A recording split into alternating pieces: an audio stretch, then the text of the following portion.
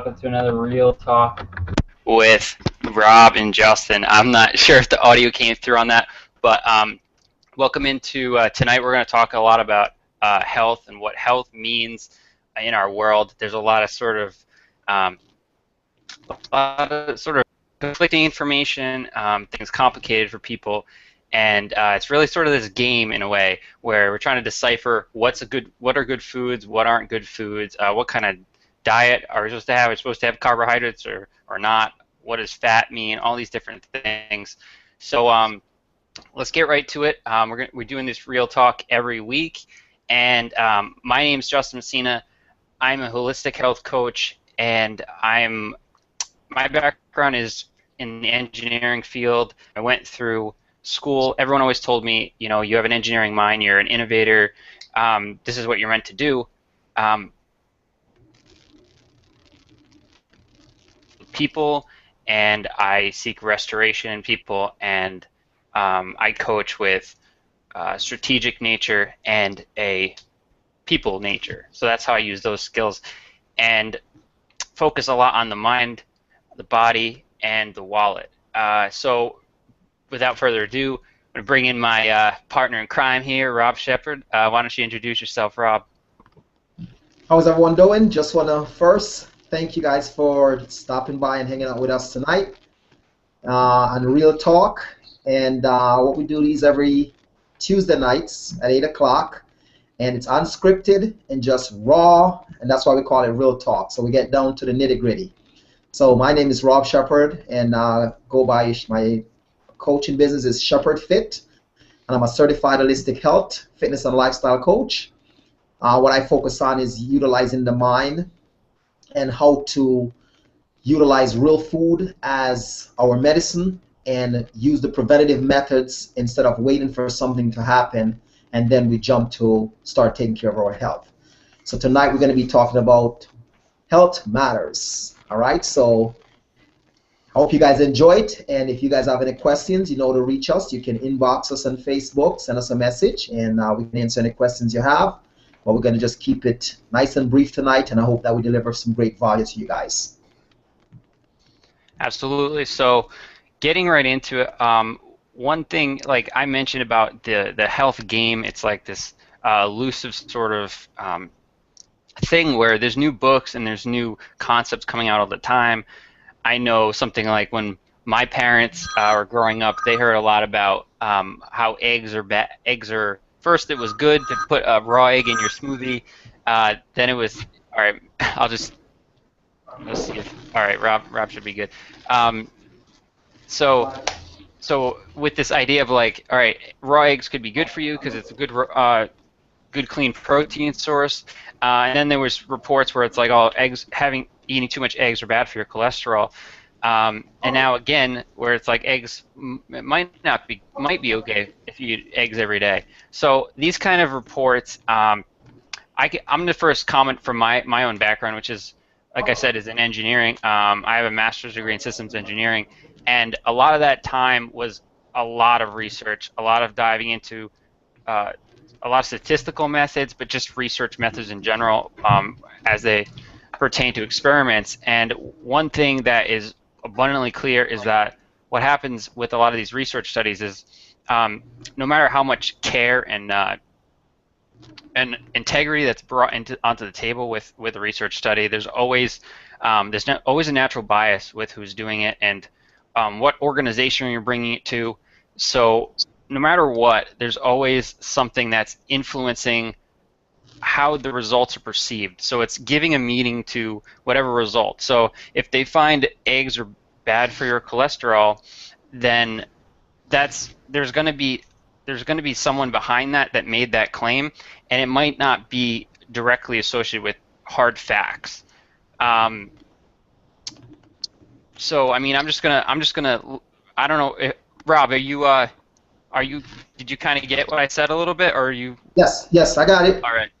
Okay, so I just want to start off with this idea, you know, that there's research out there, and that, you know, it's conflicting research, but a lot of times it's people, you know, taking their own sort of bias towards things, And another topic that we could easily expand on is the fact that when people say have a low carb diet or have a low fat diet or a high fat diet, um, that these are really broad terms, right? And there's a lot of different types of carbohydrates, so it's hard to make a claim like that without really going into the details. And I feel like this is where a lot of the back and forth conversations go, and a lot of the confusion sets in.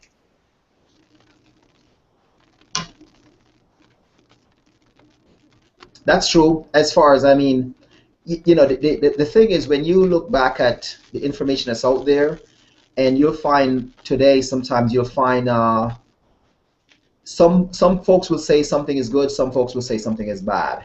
As far as when you look at a food labeling as on any product or to understand it, I mean, we're pretty much clear as far as what real food is. If you can't understand it, that means you can't read it, that means it's not real food. Would you agree with that, Justin?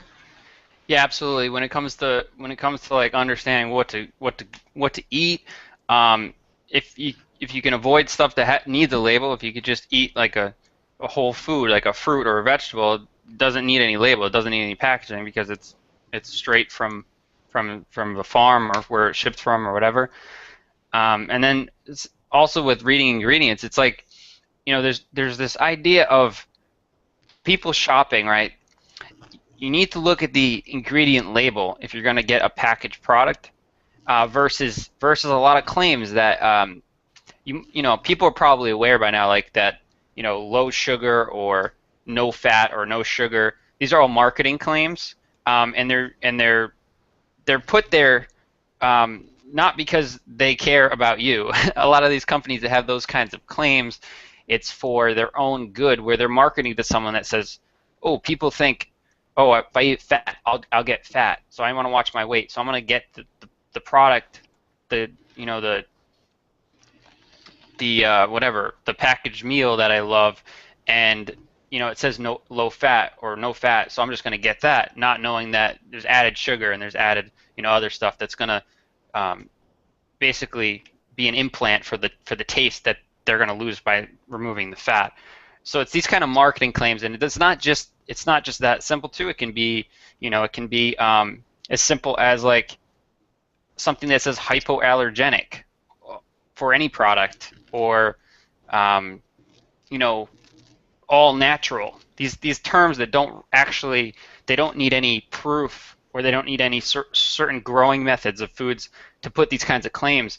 So I mean, to simplify it all, if you can look at your ingredients, or if you can avoid foods that don't have multiple ingredients, it's just the easiest way to go, and it's the way to take responsibility for what you're doing, and you can use that as a baseline without going into, what does this research say, or what is this? Because the baseline of everything, and the how you're going to stay grounded, is going to be information that never changes, right? And we could get a little bit into that a little later. I'm going to get into some points about why some information does change, but on a base level, it's really comes down to what are you eating ingredients wise.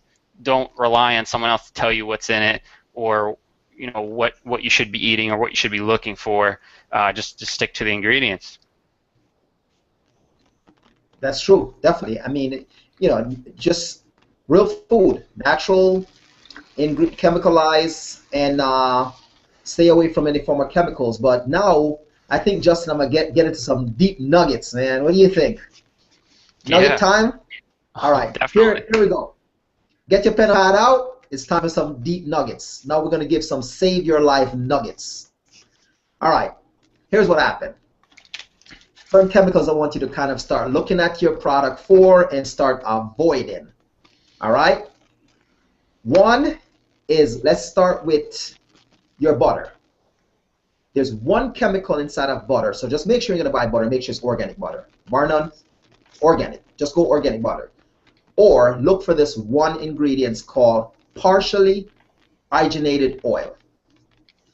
All right? So notice what I said, partially. So certain ingredients, when you read it, it will tell you exactly what it is by you repeating it to yourself and understand what it says.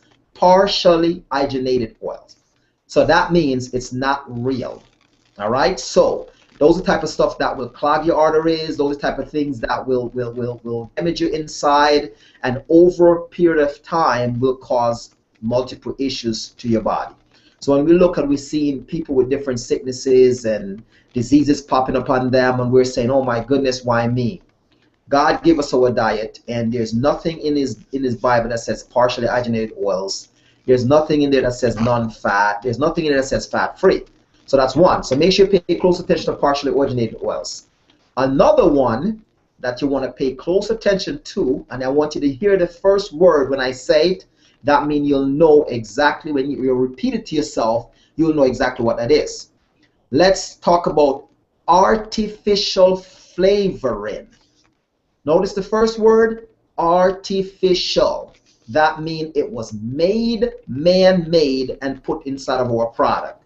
So when you're looking at a product and you see it says artificial colors, artificial flavoring, those things are not real.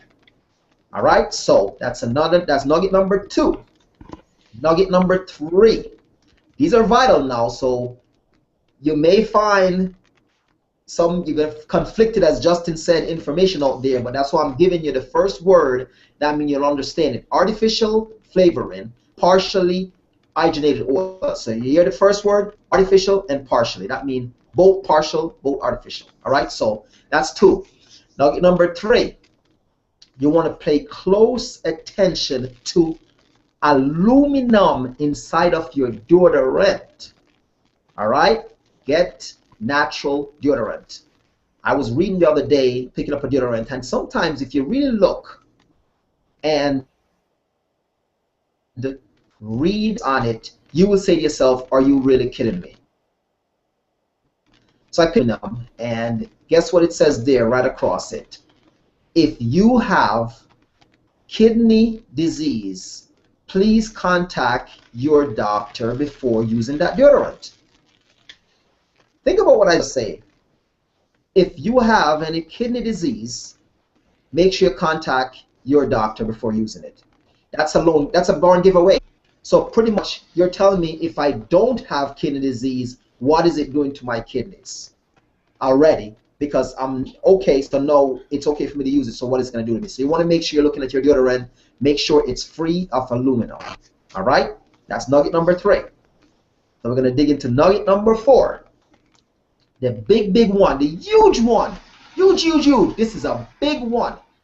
And the reason why I said it's a big one, because that's the reason why whenever I talk to any form of nutritionist, I always ask, make sure they're realistic, make sure they understand natural, because some folks will say sucralose is good for the body.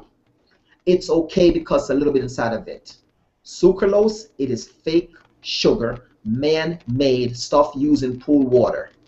All right? Sucralose, it is not good for our body. Okay? Our body cannot digest sucralose.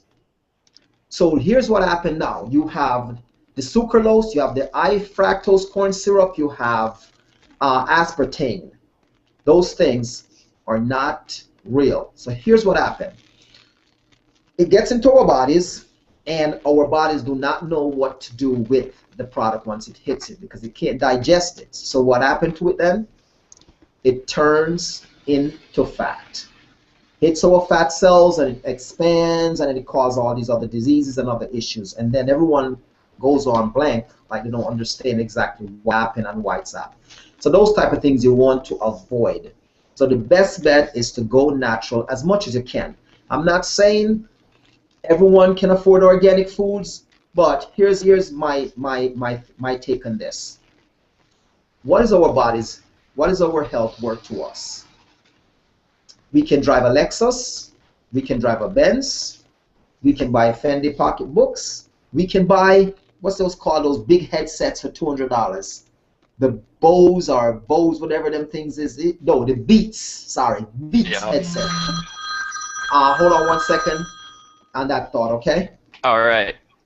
Yeah, I'm just going to comment on a little bit about what Rob said regarding the artificial sugar. I mean, this is a whole mindset thing with a lot of this. Is like, I remember growing up, right? You go out to a restaurant, and for me back in Rhode Island, it's like I'd go out to a restaurant and what would you have like if you went out for breakfast? Like you'd have your coffee and you have your little sugar packets. You get the little yellows and the little pink packets, and it was just something you did. Like it was just part of how we grew up, and it was just, oh, I need to get some flavor for my coffee, and you don't even think about it. Your parents do it. Everyone around you's doing it, and this is the artificial sugar that Rob's talking about, and these ingredients like aspartame, these are ingredients that are banned in other countries, in most countries, and not the United States.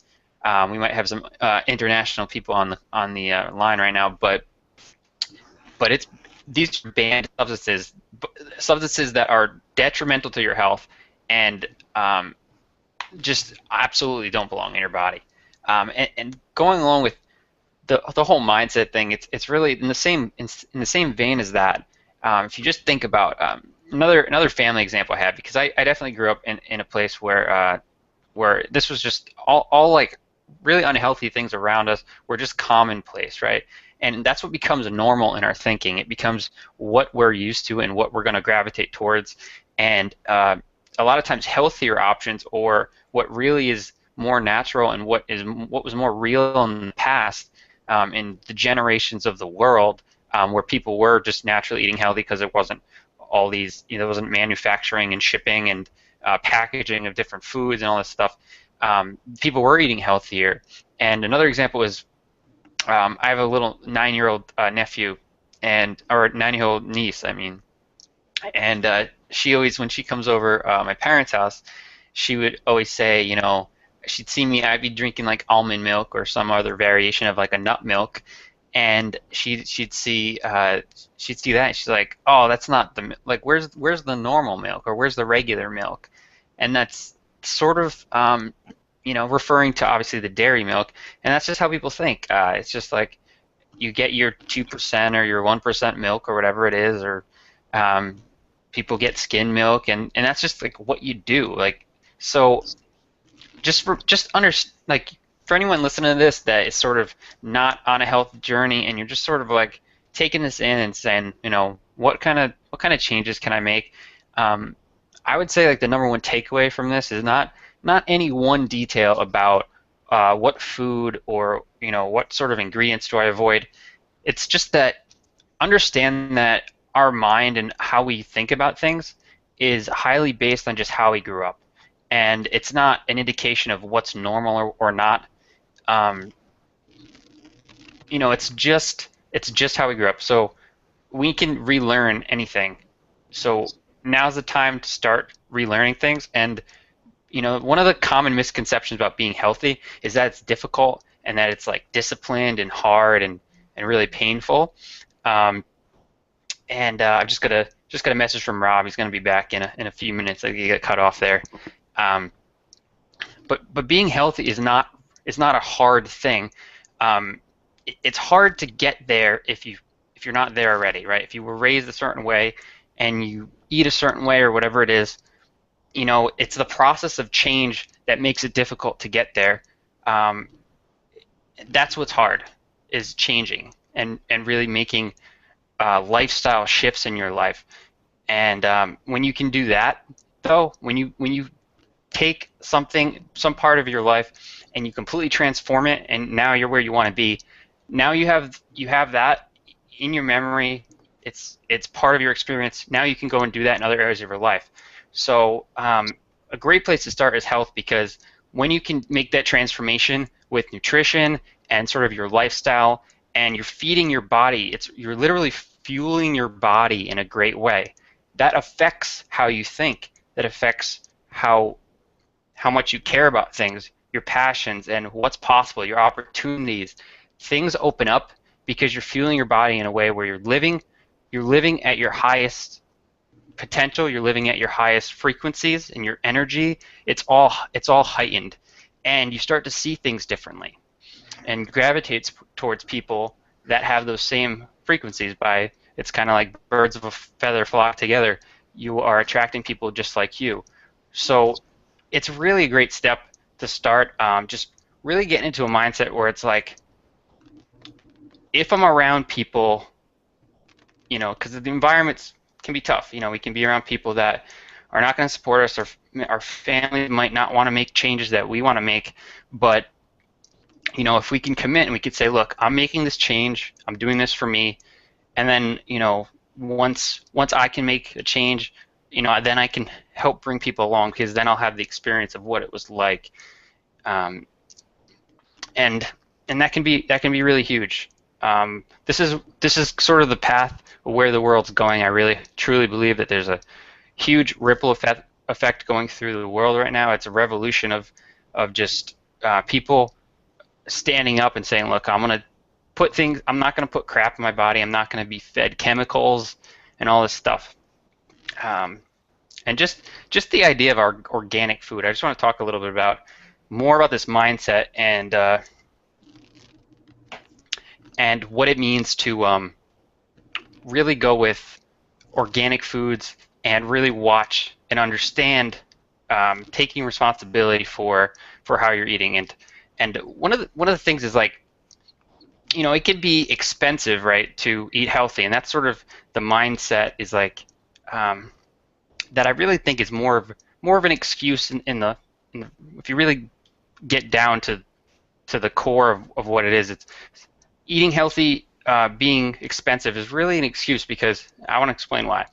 So if you spend the extra money on eating organic foods, fruits and vegetables, and if you are a meat eater, then spend the money on free-range chicken or free-range lamb or whatever, and make sure it's the highest quality, and know how it was raised, and look for certain claims, like look for USDA organic labels. It's the white and green circle label. Look for that. Look for any indication that, all right, whatever company is packaging this meat, make sure that they are a company based on their labeling and what the actual stamps of approval are, not like airy claims like the sugar-free stuff and the hypoallergenic type of stuff. It's got to be concrete, like USDA approved organic or free-range chicken. So if you could spend your money in those areas, then you don't have to worry about getting the Excedrin for headaches as much. You don't have to worry about going to the doctors and having to be prescribed new medication as much. Those kinds of things, won't catch up with you if you commit to being healthy. And that's not a hard, fast rule. There's going to be things that can go wrong with us, and food isn't everything. I understand that, but don't fall into the trap where it's like people around the world will a lot of times just be like, food doesn't matter. I don't buy into that, and it's just not true. Food is huge. Food is a huge part of how we operate. Our bodies don't lie to us. What we put into our body, it's like a supercomputer. It remembers everything that we do, and it's just a huge thing. Take a sip of water here.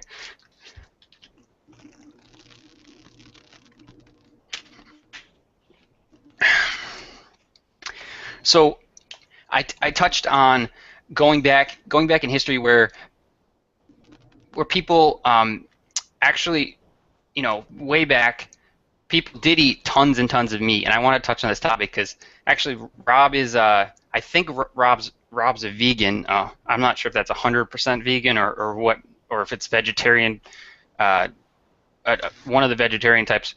But I'm not a vegan. I'm 100% understand there's definite benefits to being a vegan. It's definitely a topic we're not going to get way into right now because we're just sort of touching on basic things. But I just want to talk about how back in history, like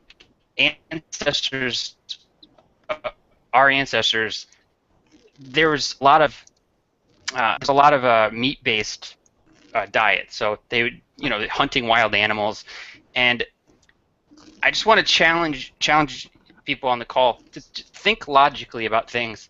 and you can get into a place where you can start taking responsibility of how you're choosing things, how you're choosing your foods, and what to look for, and not having to rely on somebody to tell you, what's what all the time. And know that even if you don't have a lot of knowledge about different ingredients and things like that, you can get there, and you can get there fairly quickly, just by basic information. And so I just want to bring up one idea about that, and the fact that our ancestors would eat a lot of meat, and there weren't a lot of diseases, foodborne diseases and things like that, back in those days. And if you just think logically, why was that? Why did that not happen? And nowadays there's tons of stuff where it's like antibiotics and different feeds that affect animals, and how they're grown, and lots and lots of problems with beef these days. And then you just think about all the foods that are in question, right? So I mentioned eggs are in question a little bit.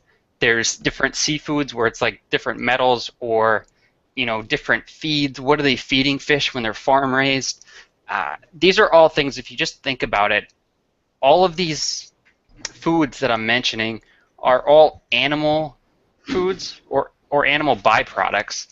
And if you just think, like, it makes sense to avoid it. If that's the direction you can go, it makes sense to avoid animal foods.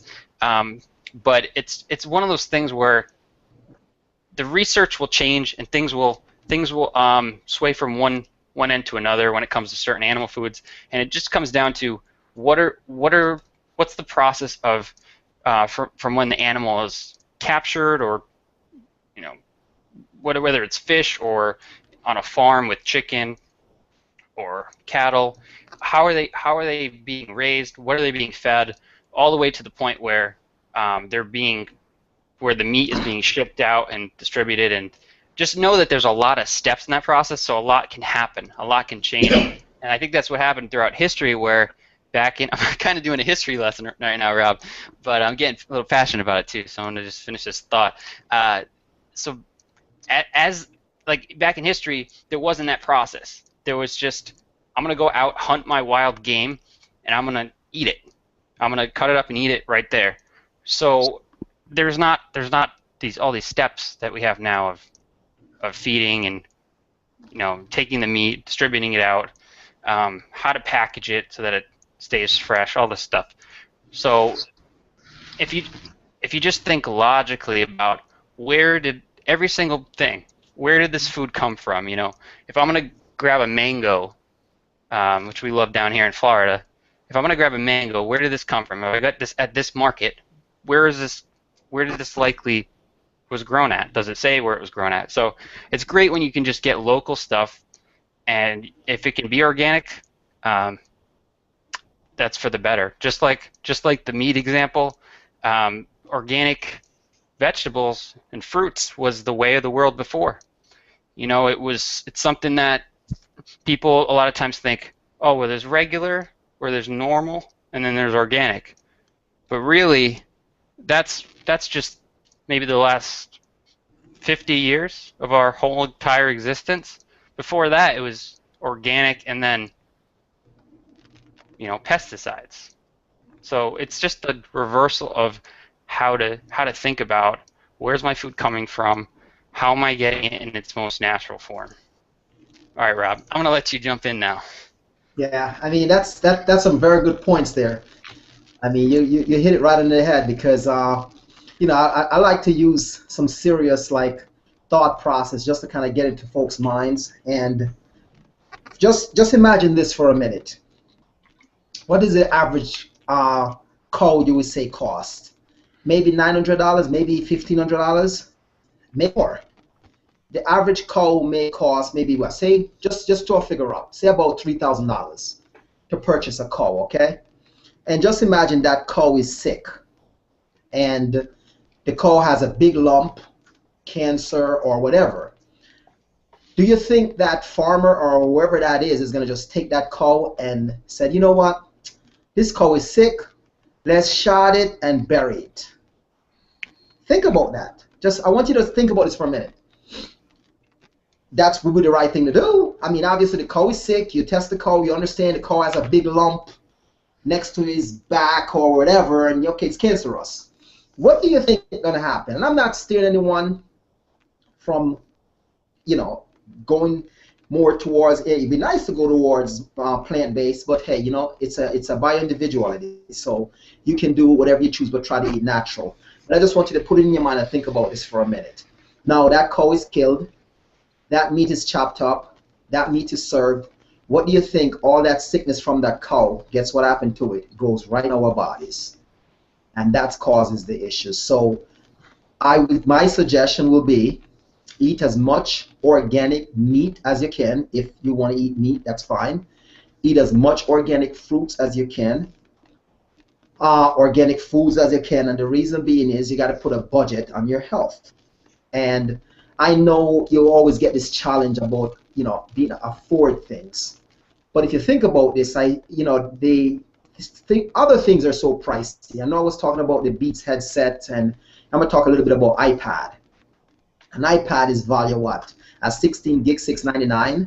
If a brand new iPad is released today in the market, you go to the store, you can't even get it because it's not available.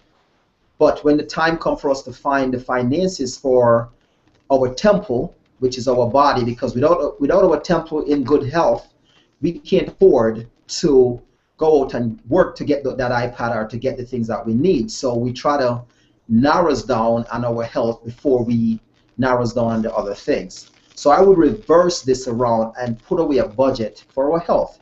If you can't afford certain things, go with what you can afford, but try to steer towards more organic foods, real meat. All right, so that's just a thought process there. It's, you know, living a healthy lifestyle is simple. It's not difficult, because back in the days it wasn't difficult. I think with society came out now with everything in such a fast pace, and you can't look at someone and say we are out of bananas. So what do you think gonna happen? We get upset because we don't have any bananas in the store, so that forced corporations to force write the bananas, that it can be available for you, but is that the right thing for your body? No. We can't, you know, back in the islands where if we don't have apples, that means it's not apple season. We understand there's no apples available because it's not apple season, so we go along without apples. We don't get upset because we understand there's no apples. But here we can't say that, because then the person will get upset, and that's where the forcing comes, and the chemicals are put in the product to let it stay longer, and now all that stuff goes in our bodies, and now we have the issue that we have. So if you want to avoid, you know, you're having health issues, avoid things to arise in you, that's the best way I would suggest to go, is just eat real food. So if anyone tell you they have a diet out there and come see my diet, I don't even call it that, I call it a lifestyle change. And with that said, it's like, why am I going to come out and say, oh, come with my diet because I have the best, when the diet is simple? It's a lifestyle. Just eat real food. So someone say to me, you know, what's the best diet? I says, I got the best diet for you. Eat real food. You want a cookie? Eat a natural cookie. That's it. You want a cake? Eat a natural cake. You want a banana? Eat a natural banana. That's it. You can eat, it's food. God made it. So as long as you eat in a natural form, you'll be in good standings. All right? I mean, Justin, you agree with that? Amen. That's exactly it. I mean, there's so much out there. You know, it's like, as soon as, just going back to the cow example for a second, it's like businesses are always going to look for the bottom line no matter what, right? There's always going to be people. I mean, it's the same thing with if you have, you know, people have nutritional companies galore. People that have no knowledge in nutrition a lot of times are offering products saying this is great, this is why it's great. They have no idea. But the bottom line is, you know what's good for you when it comes to anything. But with food, here's what you do. If you don't know, you know, if you don't, maybe you think you could feel better, or you want to try something out, this is what you do. For 2 to 3 weeks, right? Just eat clean. And eat clean basically means you take out, just eat whole foods, like we're saying. Just eat foods that are all natural, that were, if you just think, did it grow in the ground? Was it available hundreds of years ago? Was this available 100 years ago? That's a pretty good baseline question to ask when you're going to eat a food or select a food, and take those foods and just eat those foods for 2 to 3 weeks and just see how you feel. Just give it 2 to 3 weeks and don't break it. Don't break on going in and be like, oh well, it's been a few days, I've been doing good. I'll just get a bag of chips, or oh well, let me just try to eliminate gluten and see what happens and see if that's it. That won't work either. People try that, and I don't know why, because you're not clearing out your system when you're doing that. You're not really identifying any sort of problem you might have, and that goes into allergies and stuff too. But basically, just give it 2 to 3 weeks. See what happens for yourself, because you can't rely on a company advertising claim or other people with products that they want to sell, thinking this is great for you. But there could be a product that's actually really great nutritional product, but nothing's good for everybody, right? So something out there could be great for 85% of the population, but if you're not that 85%, and you're sort of in this world of do this is great, drink this or eat this, what it comes down to is it comes down to getting to a place where you understand enough, which is very basic, that you can take responsibility and not worry about what this big wig is selling or what your friend is telling you, and you just stick to the basics and try it out for yourself. Do the 2 to 3 week, we call it elimination diet. You just cut out all the extra stuff. Just eat whole foods.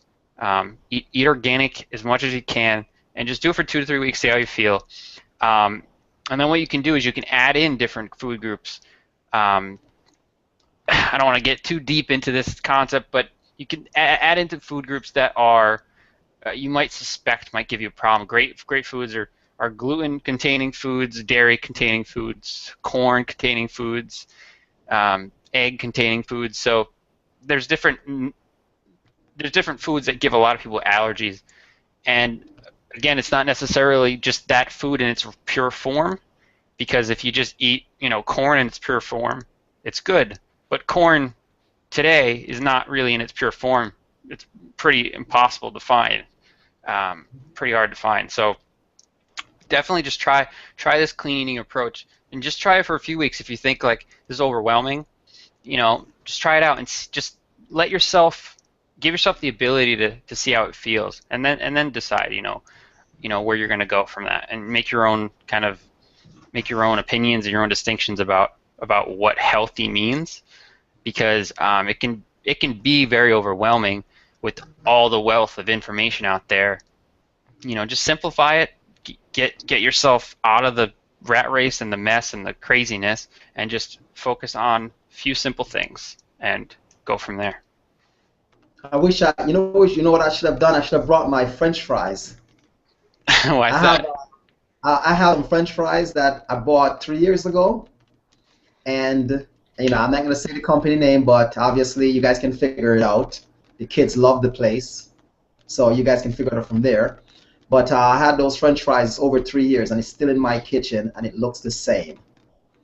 So with that said, I know sometimes when I try to share that with folks, they're telling me, oh, don't show me because I don't want to have to stop eating it. That's very sad when someone say that, because that just shows to me that how much we care about ourselves sometimes. Because for someone to say that to me, that don't show it to me because I don't want to have to stop eating it, when someone is showing you proof that these French fries has no mold, they look exactly the same like they were purchased yesterday or purchased today, and that said, it doesn't digest. It just sits in your body, and it just causes a bunch of illness and stuff happening. And then we look and says, oh my gosh, look at what's happening. Why me? Well, there's your answer. I used to love me some them French fries growing up. I used to love me them burgers, but you know what? I didn't know better. So once I know better, I do better, and that's just how it is. You just have to. You know your answers, and you don't want to take chances, because it's the statistic says what? 1 out of every 10, 2 out of every 10. I mean that's very, very deep. So pretty much there's a chance we're taking when we take risk and take chances. So we just have to, no one say we can't splurge. Of course you can. But you know what? Don't make it be a consistency type thing.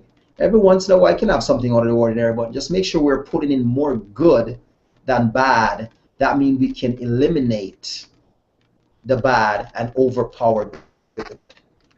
All right, but I think that's all for me. And if you guys, I hope you guys find value from this. I'm gonna let Justin close it out, and you can find us. To find us on Facebook. If you find value, please, you can send me a message. If you want something else to talk about, send us a message, and we can get right on that subject. But this is your place for real talk. All right, Rob. Take care, man. So, yeah, I just want to continue on that point. When it comes to cutting out something, you might think like, oh wow, like something like burgers and fries, like it's something that you're gonna, for a while, it's gonna be something like you're like, oh man, I really want that still. But what happens over time is something very interesting, and I speak from my own experience, but I don't just speak from me. I speak from a lot of hundreds of people that have the same experience through my nutrition school, through people in related industries. And what happens is you do this thing where you eat clean for a while, right? And you start to learn. It's hard at first because you're changing your habits, you're changing how you're choosing to buy foods, how you're preparing foods. You might be learning to cook for the first time, all these things. And that can be challenging. But what you're doing is you're just learning a skill, you're learning a lifestyle, just like you learned how to eat fast food, or how you learn to buy quick meals at the grocery store that are prepackaged and have all kinds of things in them. But what you can do is what happens over time is you'll still have some sort of craving for foods. But here's a personal example, and I know a lot of people who have very similar experiences. There was this in college, right? I went to University of Rhode Island, and there was this International Zone calzone place, right? And they had the really greasy bread with all the cheese blends, and I always used to get the buffalo chicken with the blue cheese on the side, and that was just like a late night thing. I also drank a ton then, but it was like a thing that I would just crave, right? It was like the fats and the cheese, because cheese is so addicting, and it might be the most addicting thing in the world, like besides sugar and drugs that are just like sugar. But anyways, because I used to go all the time, even when I started eating healthy, I would still think, oh, I kind of want that. So I'd actually, usually on like a Saturday or Sunday, I'd splurge and I'd just go and I want to get this calzone, right? And I hadn't eaten anything like it for maybe a month or 6 weeks at that point after eating healthy, maybe about 3 or 4 months. And when I got the calzone, something interesting would happen. It was like I had the same program in my mind that I was running, a mental thought of like, I crave this food. And this is the power of like, McDonald's and Burger King and things like that, where it has a mental power or like an addictive power, or just like cigarettes or anything. Like there's literally something going on inside of you biologically, right? So what would happen is I'd go to eat the calzone and I would eat it and I would think this doesn't feel right, because I really, it takes sometimes a few months to really clear out your system of all the crap that's in your body, right? And by eating clean, you can do that eventually. And that's why I described the elimination diet briefly. The longer you can eat clean and then add stuff back in, then you can tell what's bothering you, right? So with the calzone, I'd eat it and I'd be like, oh, this feels awful. And even the taste, it was like, this taste is so strong. Like I can't even eat it. Like imagine just taking like a bunch of sugar packets and a bunch of salt and just like devouring it all. You just be like, oh, I can't eat this. It's like, it's too sweet, it's too salty. It's just like, ugh, it's too much. And that's what it's like. It's like the mental part of it would be like, I love this food. I always love this food. I want it. But then you eat it and you're like, man, that was horrible. And I think two things are happening. One, you've cleared out your system and you're eating clean. But another thing is that what happens when you're eating a lot of the processed foods and the things that they're adding whatever they can, these companies, to just make you crave this flavor, and it's more and more flavor that you need, and you're desensifying your taste buds. So when you go eat a natural food and you go try to eat the natural flavors that the earth is giving us from these foods, it tastes like nothing. I mean, I know someone that um, I have this whole food shake that I like to share with people if I think it's good for them, and one of my friends tried it and they said, "Oh man, this has no taste." And literally, it's the way that uh, it's to really make sure I'm getting the right nutrient profile. So if I'm missing certain vitamins and minerals in one place, I know that I'm getting it somewhere else. But it's also the source of sugar for my cravings, right? So if I have sugar cravings, I know I can go have a shake. I know I'm getting something really good for me, but I'm also satisfying that craving instead of going eating cookies or drinking a soda or something like that instead, right? So there's always an option. But what happened was that's my friend's perspective that wasn't eating well, or just I knew that went out a lot and just had a lot of like really strong flavors all the time, in a bad way, right? It's not good or bad in a way where it's like good flavor is a lot of flavor is good, not a lot of flavor is bad. It's not like that. It's just your perception of the flavor and what you're used to eating. So literally, I taste the shake and it's super strong. It's super strong, like sweet to me, but to her, she can't taste it. And that's not me. The difference between me and her, it's literally just what we eat. Our palates and how our taste buds are working. So it's really interesting. But I'm gonna leave. I kind of killed that point, but I want to leave with a little bit about. Oh, Rob's back. Rob, what's up? I was just closing out. But I I, wanted to leave. I told you to close it out. I said, go ahead and close out. And I said, you know what? Let me sign back on. And I said, man, it got to be nice. Old technology, so sweet, man. Yeah, I was just talking a little bit about how like the mental side of things when you crave a food that you used to love after eating good so well for so long, it kind of changes because your taste buds get desensitized when you're like eating a lot of crap flavored foods. And yeah, I just shared a story, but I wanted to just talk about how I think we've just lost Rob again here, but I'm not sure if my video is going through. But there's coconut oil that I have. I hope my videos. Hold on, let me just make sure. Okay, so there's this coconut oil, organic coconut oil, and I don't particularly think of the brand in a certain way or whatever, but this was about I think $11 or $12, but it lasts a while. And what I use coconut oil for is like when Rob was talking about the oils earlier on in this video, is you can use coconut oil for a lot of things with cooking. I use coconut oil in the morning. I make like an omelet with like fresh tomatoes and onions and avocado, and it's just like you don't need to use butter because I mean Rob was talking about good organic dairy products.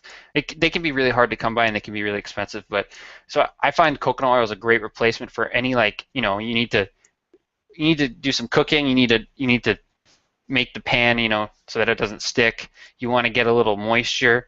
You can even if you're even reheating something in a microwave, you can spread some coconut oil on top of it and it'll melt and give it some moisture. And the great thing is it doesn't have this overbearing coconut flavor. It's just sort of really mellow. You can hardly taste it. I know a lot of people I make something with coconut oil for them. and they're not necessarily, you know, people who are like just eating super great or anything, but they'll really enjoy it as well because it'll just give it a different texture, a little bit different style than what they're used to, and it's a great replacement. Coconut oil, olive oil, sesame oil are like are my go-to like oils when I want to just give something a little bit more fat content, and yeah, and it really Rob's coming in and out here.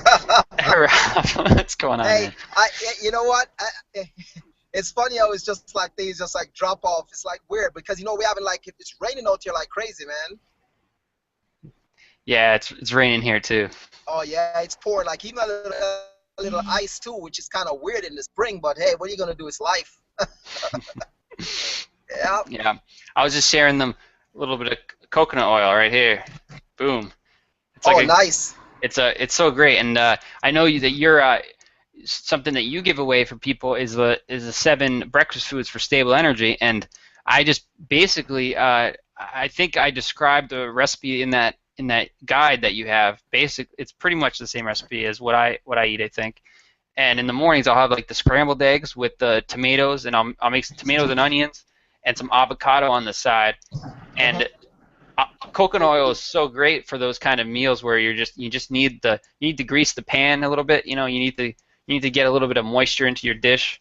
It's great for like stir fries or just have like that really mellow, you know, flavor where you're not overbearing with coconut flavor. It's just sort of you can do it instead of butter, you know, and you could do it instead of maybe like people use canola oil and Spam and stuff where it's sort of in that realm of like it might be hydrogenated oil and stuff like that. So it's just a great replacement, I find. Yep, definitely. Yeah, but you can find some breakfast healthy food energy info blog site, and you can go ahead and download. There's quite a few free gifts there. All right, we're gonna close up now because I think we're cutting in and out a little bit, but I'm not sure if that came through. It might have been on my end, but I'm just gonna repeat what Rob said just in case you guys didn't hear it. His blog is robertshepard.info, and that's Shepherd spelled like the Bible, and that's where you get the 7 stable breakfast foods the 7 breakfast foods for stable energy, where you can get some recipes for that, like we just mentioned the omelet. And then my site is listed right here, justin-messina.com. I focus more on the mind side of things, so I have the 5 pillars for lifestyle transformation. You guys can pick that up. That also has a point on nutrition and fitness within that guide and how important that is in sort of moving ourselves forward, creating a lifestyle that's really balanced and really living out the person that you are truly destined to be. So without further ado, we're going to wrap up now. Thanks for joining us. Whether you're watching live or on replay, we'll be back next week for another edition of Real Talk with Rob and Justin. Take care.